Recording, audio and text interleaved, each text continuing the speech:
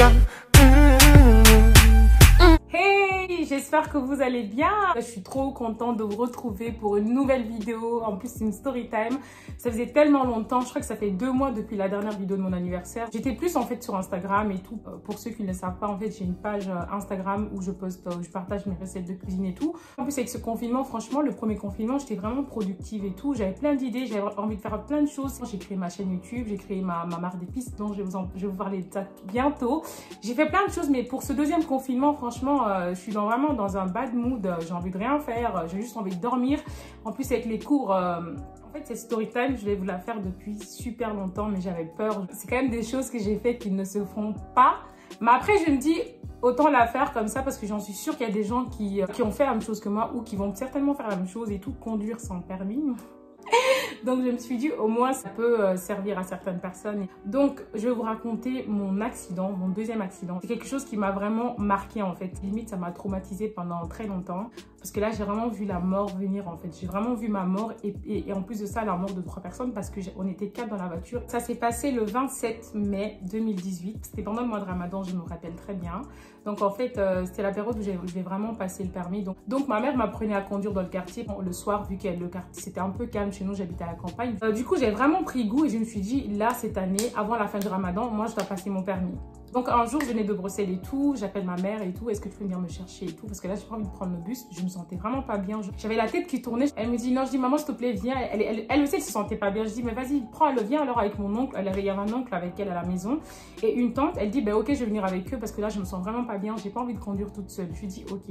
Du coup j'arrive à Liège, ma mère vient me chercher et tout. Il faut savoir que la voiture dans laquelle maman elle était venue me chercher, en fait ma mère à l'époque elle avait une 4x4, une grosse voiture, ce qui faisait que moi j'avais peur quand vous apprenez à conduire, c'est toujours mieux d'apprendre à conduire avec une petite voiture.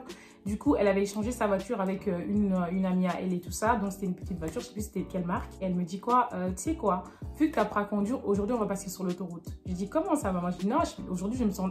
J'avais déjà conduit sur l'autoroute, mais la nuit. Je dis, là, il est 17h, 18h. Franchement, maman, je sens pas. Elle me dit, non, il faut vraiment... Parce que j'ai vraiment la peur de l'autoroute. Je sais pas pourquoi, c'est ma phobie. Et je sais même pas si un jour, je pourrais avoir le courage de conduire sur l'autoroute, franchement je sais pas. Du coup elle me dit non, aujourd'hui tu vas conduire sur l'autoroute, il faut vraiment que tu affrontes cette peur et tout et sinon tu vas jamais y arriver, tu pourras jamais passer ton code, ton permis quoi. Ok, on prend et j'étais très énervée, je crois que j'étais en train de conduire mais j'ai envie de pleurer alors que d'habitude moi j'aime trop conduire en fait, j'aime trop être au volant et tout, la musique, je sais pas, je trouve ça trop stylé. On conduit et puis là on arrive sur l'autoroute.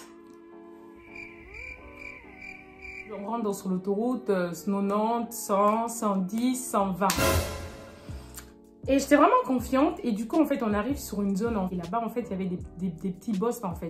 Et il fallait faire attention mais vraiment il faut connaître en fait cette route en fait. Et moi je connaissais pas vu que j'apprenais à conduire. Et en plus il y avait un petit virage aussi. Donc virage plus des petits bosses sur la route, c'est la catastrophe en fait. Et là du coup je commence à tourner. Là je revis la scène en fait. Là du coup moi je fais un coup de volant et il fallait pas. C'est ce coup de volant qui a tout changé. Et je vois la voiture qui part à gauche et je roulais, je continuais toujours à appuyer en fait sur l'accélérateur. Et du coup, je fais un deuxième coup de volant. Du coup, la voiture là, elle a perdu son équilibre, si je peux dire ça comme ça. Du coup, la voiture, elle allait de gauche à droite et tout. Et là, ma mère, d'habitude, en plus, quand ma mère, elle m'apprenait à conduire, elle tenait toujours le frein à main. Donc, du coup, dès qu'elle voyait que j'allais trop vite, bam, elle stoppait. Et là, je sais pas, je pense que ça devait vraiment arriver. Là, ma mère, elle arrivait pas, on était tous là comme ça. Moi, je fonçais droit dans le mur. On regardait tous, en fait, le mur et on criait. Ma mère, elle me dit, mais qu'est-ce que tu fais? Arrête. Je dis, mais maman, je fais pas exprès. Enfin, là, je ris, mais je vous jure que sur le moment... Je me suis dit, là, c'est fini. Là, c'est ton dernier jour, en fait. Là, c'est fini, en fait. C'est les derniers instants. Tout est allé très, très vite et on a foncé droit dans le mur. Ça, bam, bam. Et là, la voiture, on a fait 3 tonneaux. Elle s'est retournée 3 fois. À chaque fois qu'on touchait le sol, que la voiture, elle se retournait sur elle-même, je me disais, ah, je suis encore en vie. Une fois, ah, je suis encore en vie. Genre, je fermais juste les yeux comme ça. Ah, mais ma mère, elle criait. Tout le monde criait. Mon oncle et ma tante. Et heureusement, quand je dis que Dieu est grand, c'était le Ramadan et surtout, c'était notre jour de chance. L'autoroute, elle était vide. C'est-à-dire, la voiture, elle s'est retrouvée sur l'autre côté. Je sais pas vous expliquer comment. Et là, on a eu l'airbag, heureusement, qui nous a aidés et tout.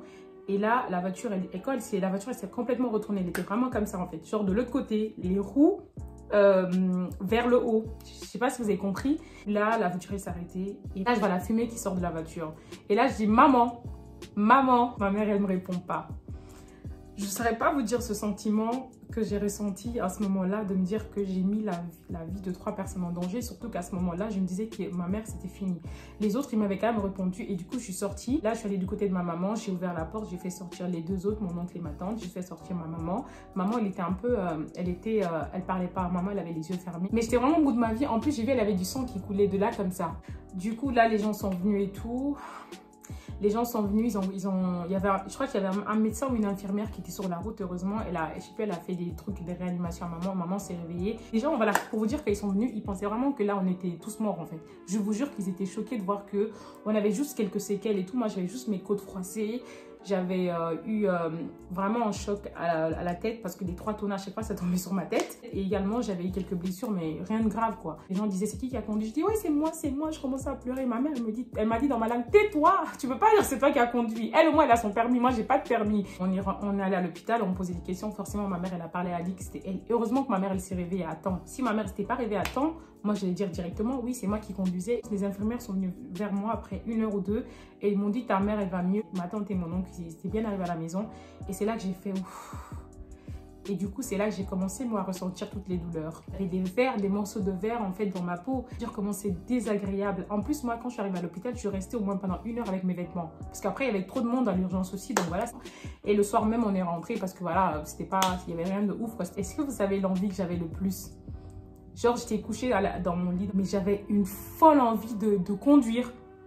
Genre, je viens de faire un accident, mais je voulais vraiment conduire, mais pas sur l'autoroute, mais vraiment, j'avais envie de conduire. J'ai l'impression que l'accident m'avait vraiment donné encore envie de conduire, en fait. J'avais quand même détruit la voiture de notre personne, ça, je vous raconte même pas et tout. Ma mère, c'était vraiment la misère pour elle et tout.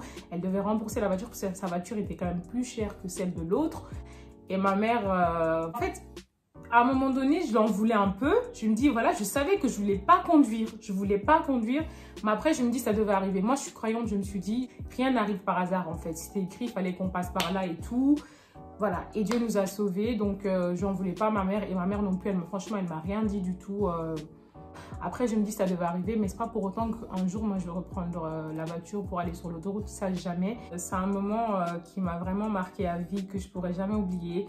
Et je vous jure, à chaque fois, je passe par là parce que c'est la route, en fait, pour aller chez moi, l'autoroute. Ben, je revois le moment. Parfois, je ferme même les yeux. J'ai oublié une petite partie. Vous voyez quand vous faites l'accident, là, les gens qui viennent récupérer vos voitures, là, quand ils sont venus, ils ont vu l'état de la voiture. Ils ont dit, cette voiture, elle est irrécupérable, irréparable. Genre, c'était vraiment en mode...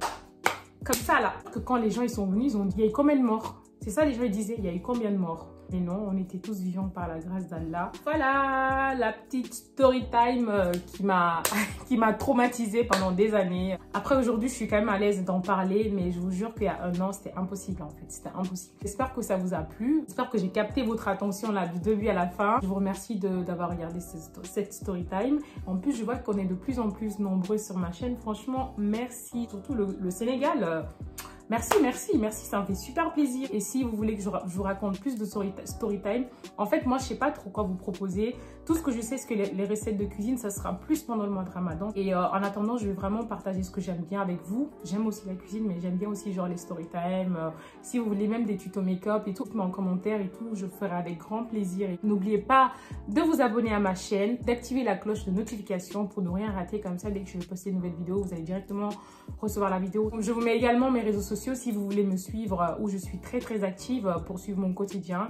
Donc mon compte Snapchat juste là, Instagram. Voilà, prenez soin de vous. À très bientôt. Bisous. Mouah.